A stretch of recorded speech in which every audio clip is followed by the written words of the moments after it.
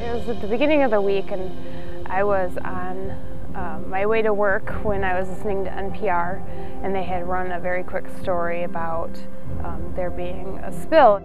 Now it was the people of Michigan. The Kalamazoo River was in an instant transformed into a sea of oil. A 30-inch pipeline, a big 2.5-foot wide pipeline that ran beneath the surrounding wetlands, ruptured out of nowhere. It sent oil rushing into the Kalamazoo River. It sent entire Michigan communities into a state of emergency. I remember pulling up in my car and being taken aback by the number of people that were here. And I walk in and I start to see people that I recognize and people that I grew up with. At that point it started to hit me that this happened in my hometown, this happened to people that I care about, and it became a lot more personal and scary. And at every point the people we turned to, and Beth turned to, thinking this is a logical person that would step in and help, be responsible, take charge. Nobody wanted to. This was like, it's not really our job, you know. This is a state issue. This is a federal issue. This is a county issue. No, it was a humanity issue. It was a wildlife issue. But nobody wanted to touch it. This event is part of a larger national event called We Are the Kalamazoo. Throughout the next few weeks, over a dozen similar solidarity events will happen around the country to call attention to at-risk communities along networks of existing and proposed tar sands pipeline routes.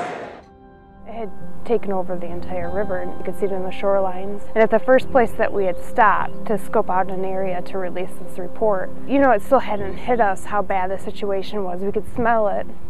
We could almost feel the chemicals in our lungs when we were breathing, but then we saw a muskrat on the shoreline of the Kalamazoo River trying to clean itself of oil, and I think that's really when it hit us how bad the situation was.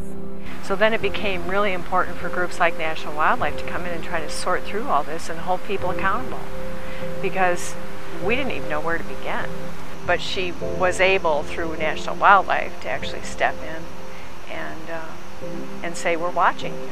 That there's still a lot of work to be done, even 2 years later, and having the management and the support from the Great Lakes Regional Center, we're able to take it beyond just responding to the spill. We're now dealing with pipeline safety issues in the state and protecting the Great Lakes. She had spent most of her youth outdoors, actually. We live on a farm not too far from where the Enbridge pipeline runs, actually, and 40 acres and woods and a pond, and she spent a lot of time fishing down at the pond with her grandfather when she was young. You know, we're already facing all these things that we can't do. I can't go fish, and I can't eat the fish because of mercury levels, because of now oil poisoning.